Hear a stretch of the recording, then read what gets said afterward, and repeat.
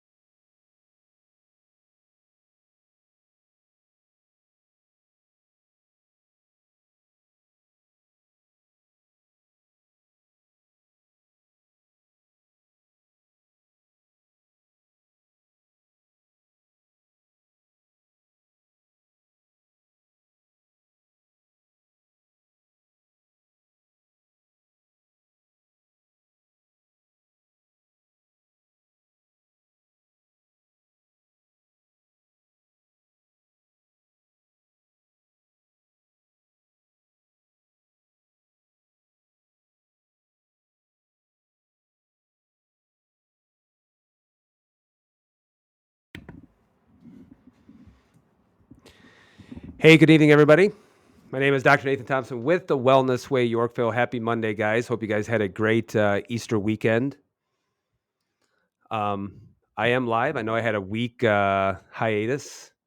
I had an awesome time going into Florida for the Wellness Way. We had an advisory panel meeting, down there. And then Monday, I said, you know what? I'm not going to go live. And I had a wonderful opportunity to go watch my former youngest son running a track meet, and he did really awesome. So if he's watching right now, hey, Jacoby, I'm very proud of you.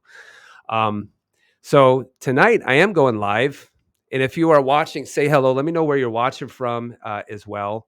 But I'm going to go over a couple of things. And right now, I hope it's going through. We tried to use our streaming software, but I should be broadcasting to Facebook at Dr. Nathan Thompson, Facebook at the Wellness Way Yorkville. Supposed to be broadcasting to YouTube, to Rumble, and also to Instagram, but I don't know if the streaming software is carrying that through. So if you're watching right now, I know from Rumble and from Instagram, it's not going to carry any of the comments forward. But if you're on those other platforms, say hello. Let me know where you're watching from. I always appreciate you guys watching. But tonight I'm going to go over some pretty interesting things, and it's called common signs of poor health that you should never, ever ignore. And so here's some things that are very common in people, but I'm going to let you know what they mean and why you should be moving forward and not ignoring some of these things. But I'm also going to go over with you a little bit why common is not necessarily normal. Why common is not necessarily normal. And you know what's interesting is I may get a little bit heated. I may go on a little bit of a tangent, maybe a little bit of a tirade, but it's justifiable anger of how some things, how we're totally trying to normalize them. And there are some reasons why, and I'll explain to you in just a little bit. So common signs of poor health you should never, ever ignore. So make sure that you watch this all the way through, because I believe you're going to get a lot of valuable insight in regards to that. And so, guys, coming up Tuesday, April 29th, that's a week from Tuesday. If you are from the Chicagoland area and probably watching this, you probably are going to want some help, because I guarantee you're going to probably need some help. Our approach to inflammation, this is an in-person event if you're from the Chicagoland area. Get registered for that. That's going to be a week from tomorrow, April 29th, 6 o'clock p.m., in-person event. But who is this for? Well, this is for anybody that has some of these common signs that I'm going to be talking about. But also, if you're having some challenges when it comes to weight loss, immune system problems with cancer, hormone issues, thyroid issues, chronic arthritis, type 2 diabetes, autoimmunity, any kind of hormone imbalance, guys. And when I was in consults today, and also I was adjusting people as well, but you would be amazed at some of the advice that they got from their primary care doctor. It was very bad advice. Someone who was chronically anemic, and their solution was just take a bunch of iron. And I said, wait, wait, wait. Why are you iron deficient? Let's try to figure that out. Are you carrying infection? Are you Do you have some issues regarding mold mycotoxicity?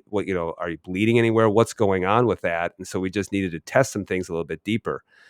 Another cool thing too is a woman who's suffered with a lot of heart issues, a lot of blood pressure issues, chronic bloating. Bloating is resolved, and also off of blood pressure medications, which is really, really good.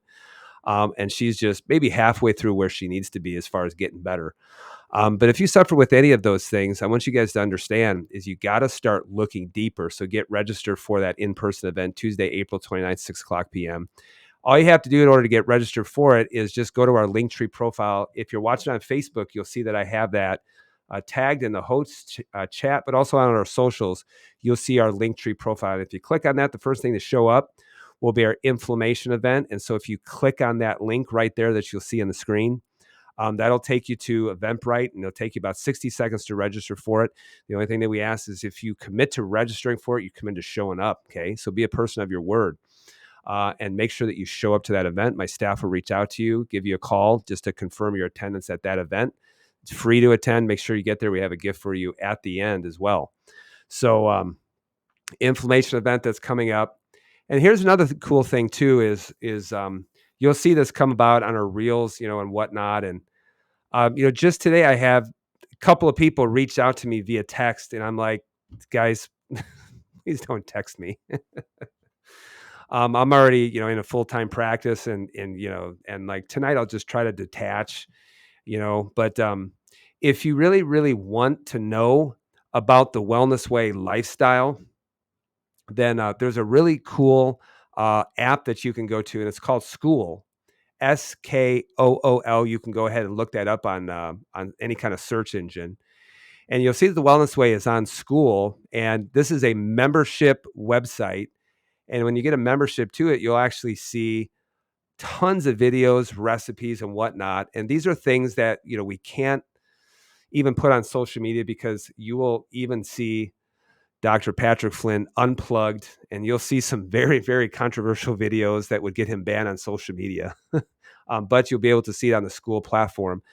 And so, you can see that you can get this Wellness Way Plus. They call it TWW Plus membership. If you go to our link tree, and you'll see the link on there. If you go ahead and click that on, for about the price, less than a consult, you'll get so much videos, resources, information for a whole year membership into doing that.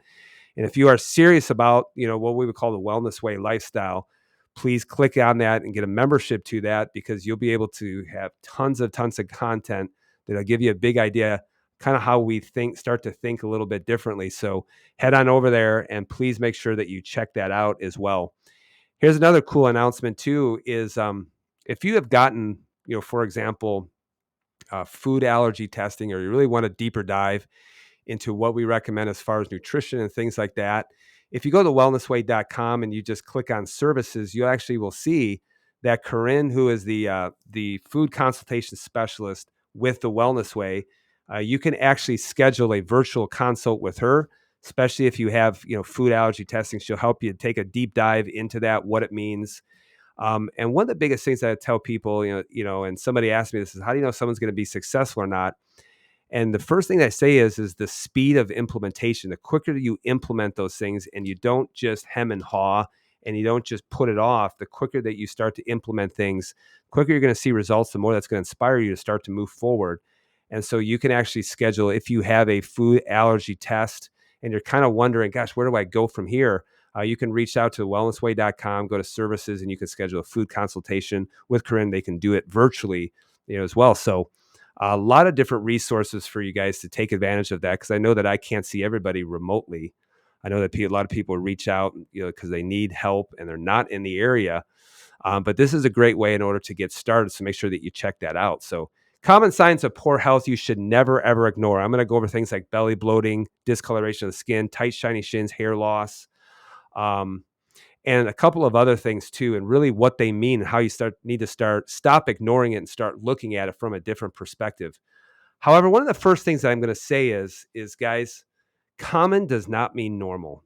All right. I can't stress this enough because, it's almost like, if people have acne or they have rosacea, they have autoimmunity or they have autism, is becoming so common that people now are assuming that it's normal. And in fact, this is where I'm going to start to go on a little bit of a rant.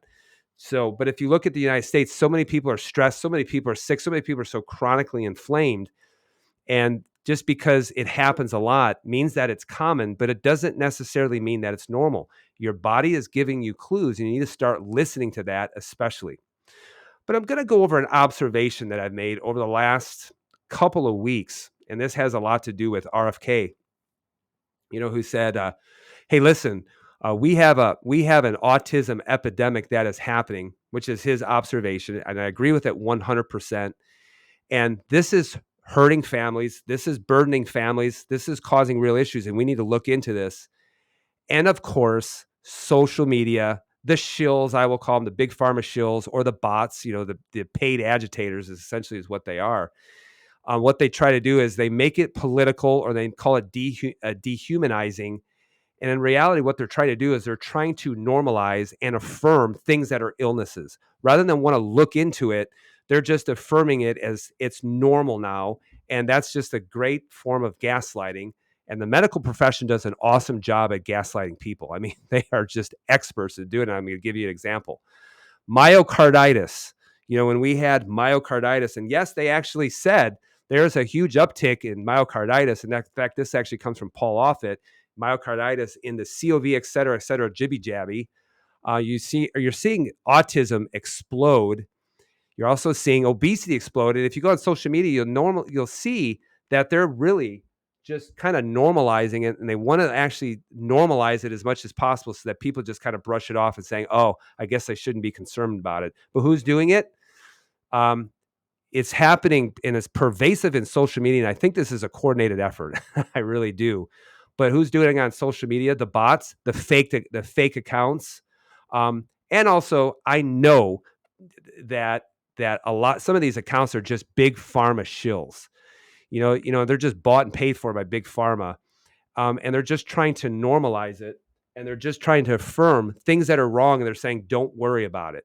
And yes, this has to do with myocarditis, autism, and the obesity epidemic.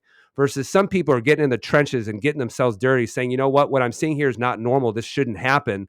And let's start to give people solutions. But then you give people solutions, and some of these shills, what they do is they don't ask about clinical results. Instead, they just try to go into credentialism, and they should be asking about clinical results. About clinical results, it's one of the most important things.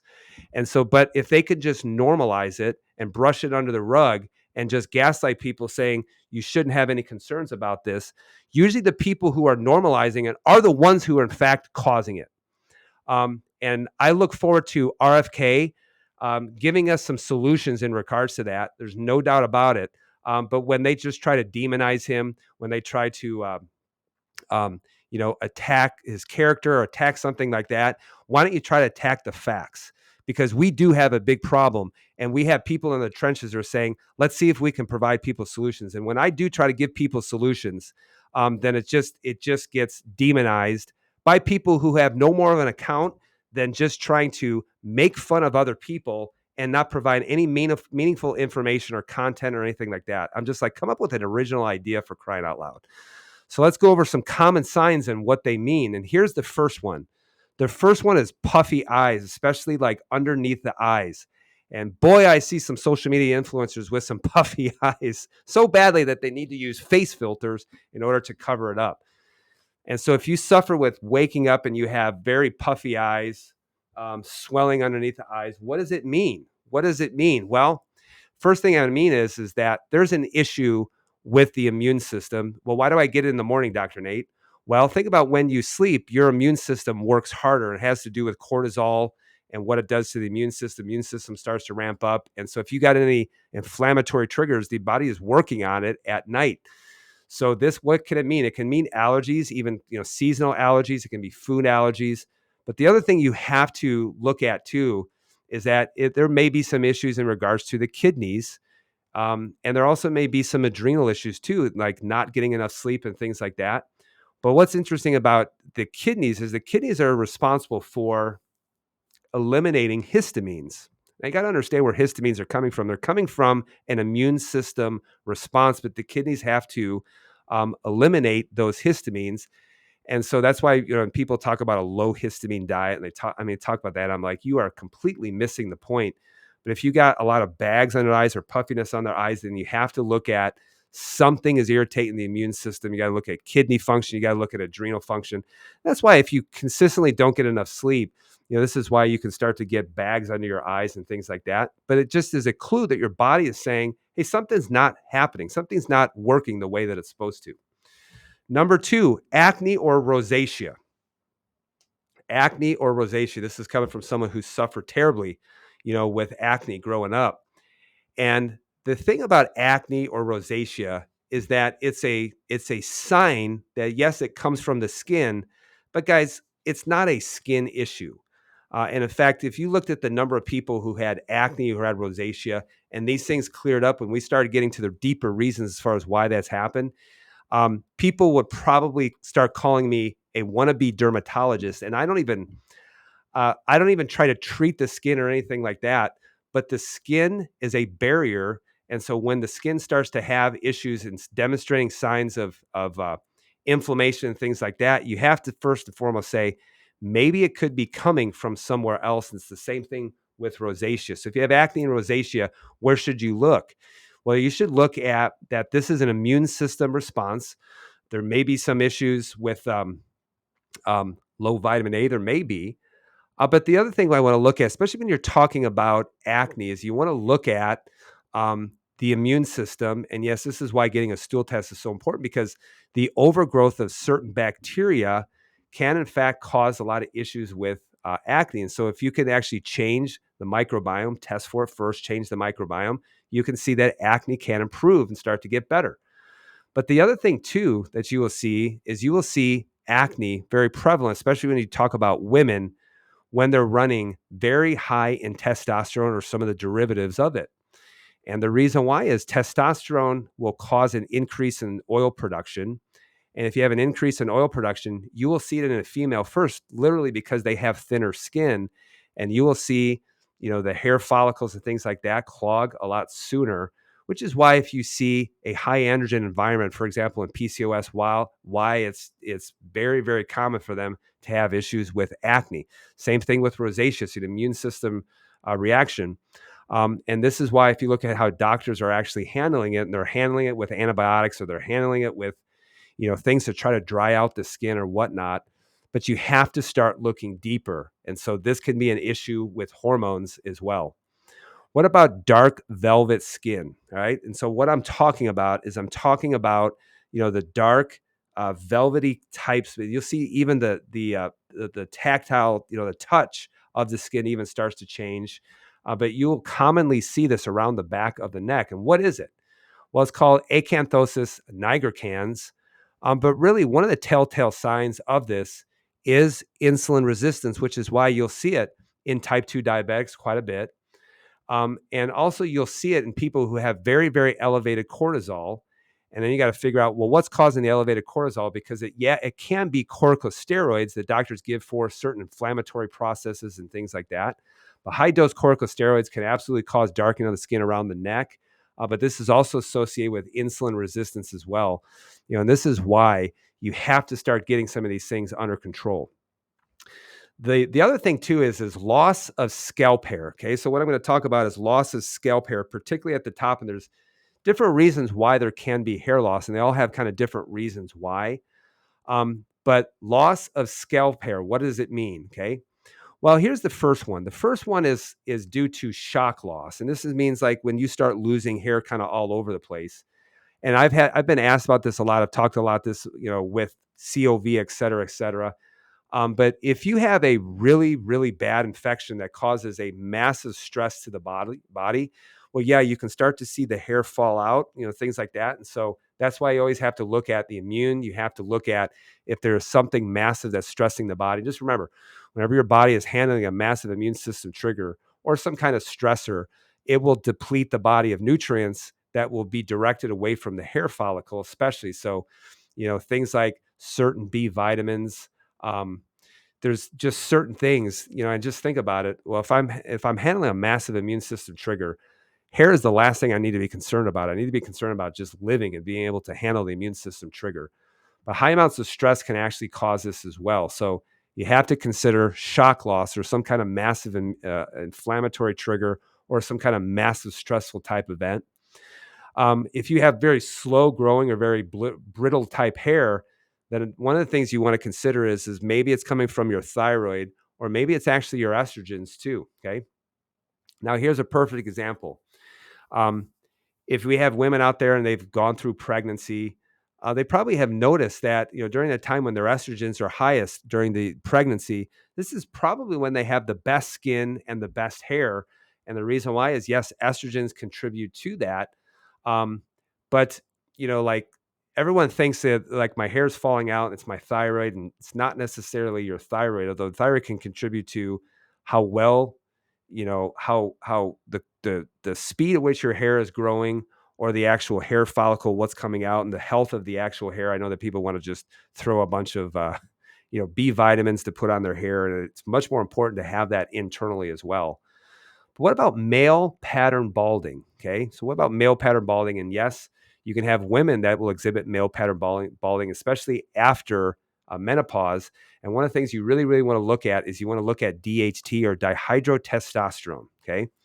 That's why checking your hormones can be very, very important. But yes, I've seen women undergo male pattern balding only because dihydrotestosterone tends to kill off the hair follicle, especially with long-term exposure, especially. And this is why even from a young age, I have said like, what can I do in order to preserve my hair for as much as possible? So, uh, um, but one of the things too is just to make sure that my testosterones are not converting into DHT. And that's why with male pattern balding, they say you should be taking a DHT blockers, or in fact, even some of the things like Rogaine and stuff are considered DHT blockers at the actual scalp. But there's some things that you can do in order to make sure that you are not causing a lot of testosterone conversion into DHT.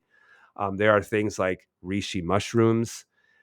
Yes, keeping your insulin levels as low as possible, keeping your blood sugars as low as possible, so that a lot of that testosterone doesn't get converted into very strong androgens. One of them is DHT, and long-term exposure to hair follicle can cause, loss or thinning of the hair, especially.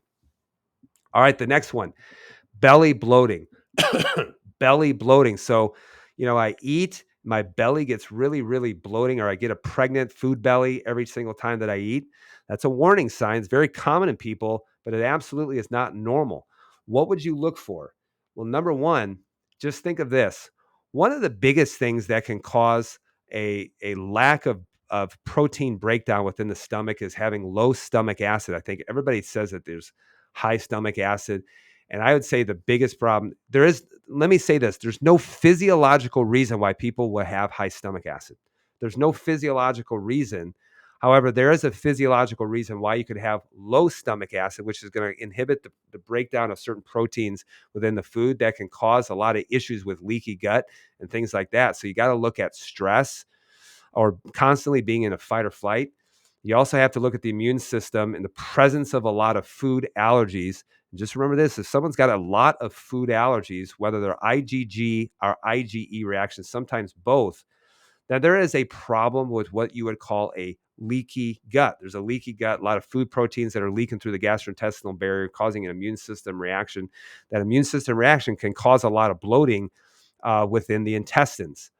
However, the other thing too, which I would say can be a lot more common, common than what people think, is that if you eat certain foods and you have infection that's going on, like with the small intestinal bacterial overgrowth or with some kind of yeast infection, and just remember this, guys, You didn't catch it. One of the things that can cause some of these bacteria to overgrow, that can cause infection, is actually because the stomach is not properly sterilized and that you are low in stomach acid, not necessarily that you're high in stomach acid. However, if you have a small intestinal bacterial overgrowth, which means bacteria belong within the colon, not in the small intestine, then one of the things can happen is you got 6 feet of intestine. If they start to ferment the food, not in the large intestine, but in the small intestine, it can cause it to start causing a lot of gas buildup, and that can cause your belly to bloat. And that's why the only way it can go is it can go up, which is why some people might have some problems breathing. It can go out, which is why you would associate with bloating. But it can't go back into the spine. The only place it can go is it can just go out. And so if someone's like, oh, I'm getting tons of bloating and things like that. Well, one of the things I would look at is the presence of a lot of food allergies, probably do a stool test as well, and look for the presence of a lot of small intestinal bacterial overgrowth or the presence of yeast. And that can cause a lot of issues with bloating and things like that. However, even if you do have that happening, you want to try to get to the reasons why that was happening in the first place. Okay. Here's another one: high amounts of abdominal fat. If I have a lot of abdominal fat. Now, I've done some videos like, should women have a six pack? And oh my goodness, people thought that I'm promoting, being lazy or whatnot. But I do think that you should have a certain level of abdominal fat, but it shouldn't be like hanging over your pants.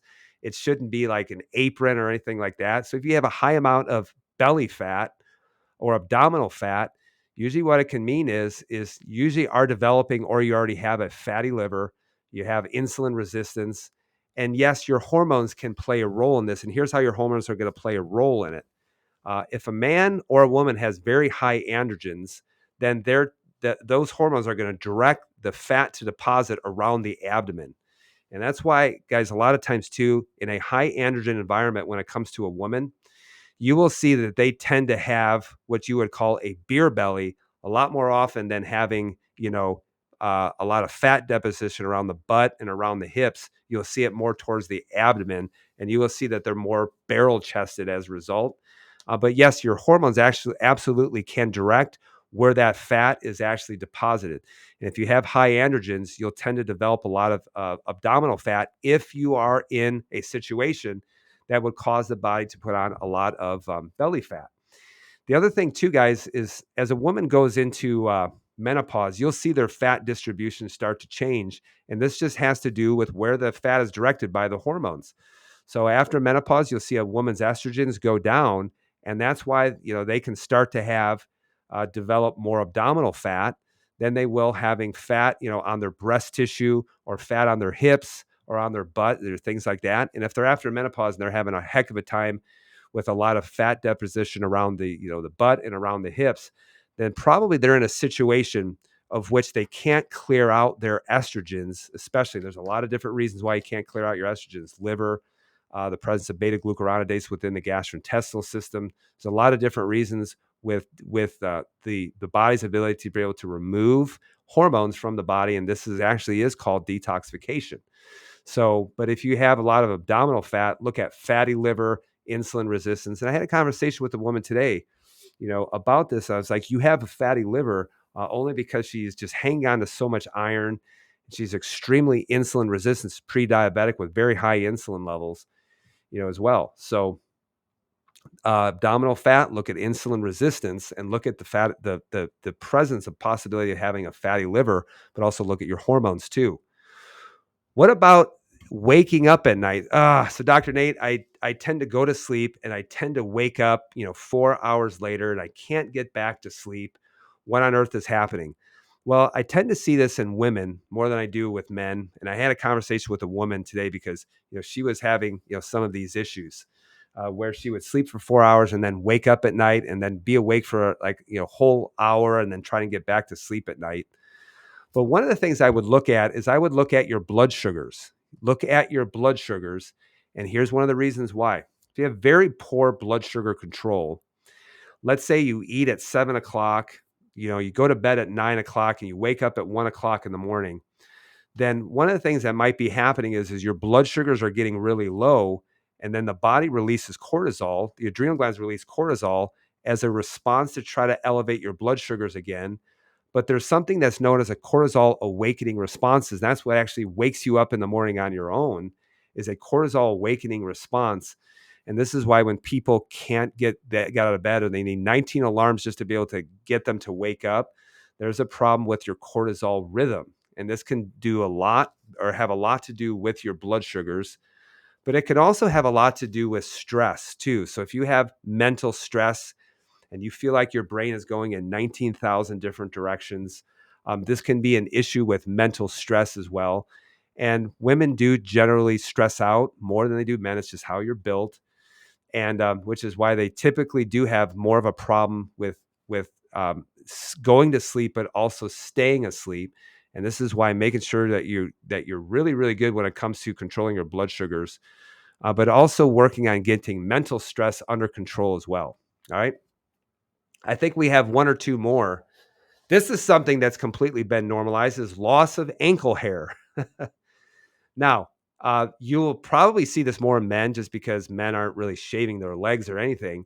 But here's an example, of a gentleman who has lost all of the hair on his ankles. And I know what you want to say is, you're saying, well, it's because they wear socks. It's like some kind of friction irritation. Well, let me say this. I have hair on my ankles, and I've wore socks for about 48 years or not. So if that was true, then I should have lost all my hair on my ankles, but I have plenty of hair on my ankles. So this is not due to friction. This is really due to um, probably having high DHT and high blood sugars. So high DHT and high blood sugars, because remember, dihydrotestosterone kills off the hair follicle. And chances are, if you've lost it on your ankle, you probably have lost some on your scalp. And one of the things that can cause issues too is high blood sugars. And I'll talk about that, especially when we talk about discolored and shiny shins. Okay.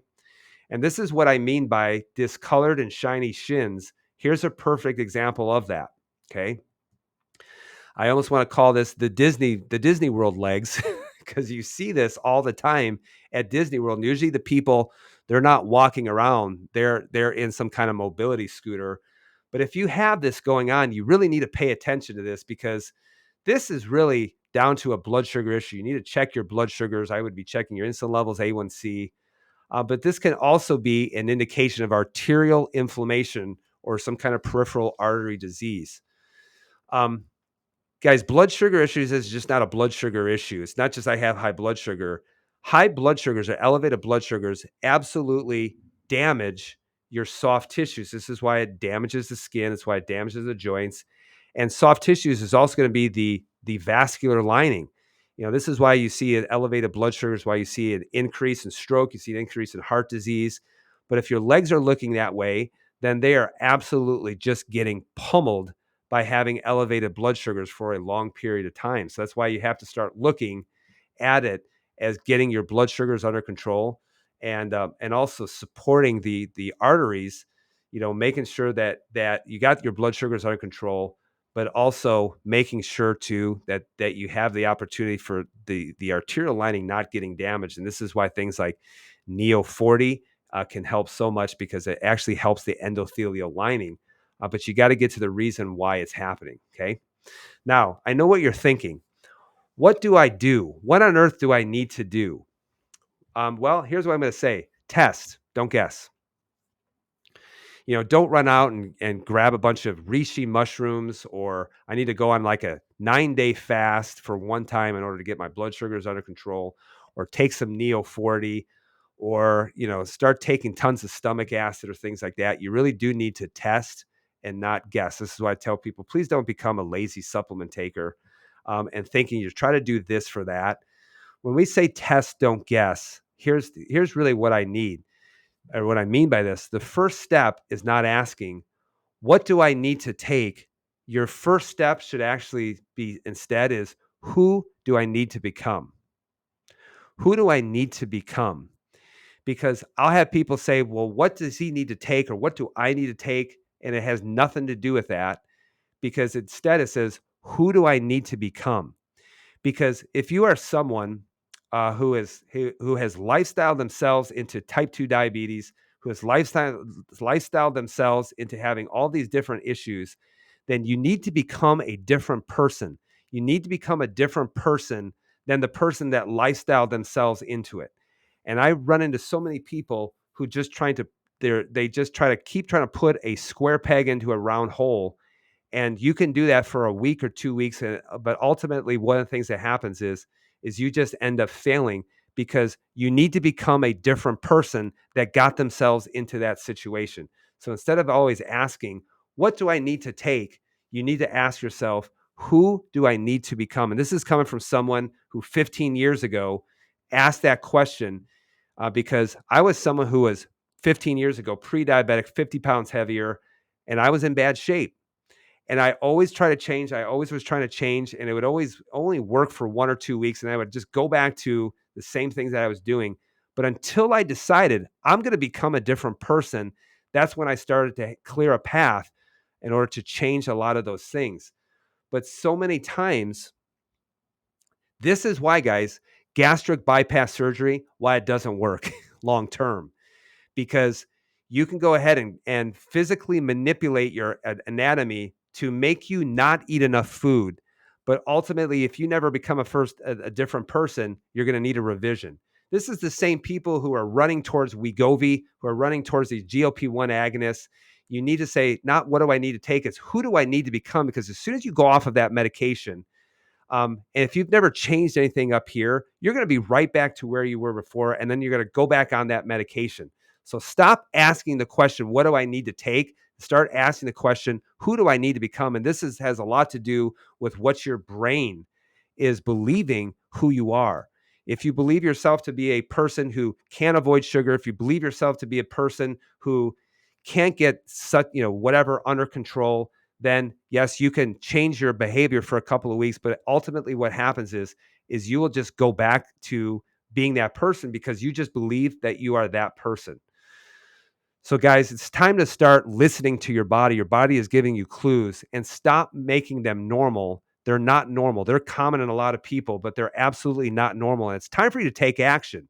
So guys, if you are from the Chicagoland area and you want to work with us directly and you are ready to take some action, then please make sure that you, on Tuesday, April 29th, 6:00 p.m., our next inflammation event, come to that event if you want to work with us, because I'll give you the first directions as far as where you need to go and where you need to head. All you have to do is go onto our link tree, and you will see, just click on that link for the inflammation event. This is how you work with us directly.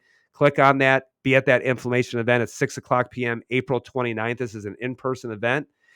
And yes, for people who are in the Chicagoland area. So please don't reach out and saying, I live in you know, Saudi Arabia. What do I need to do? Reach out to the Wellness Way. They'll link you with a doctor who can work with you remotely as well. And then just remember too, is guys, we have so many resources for you.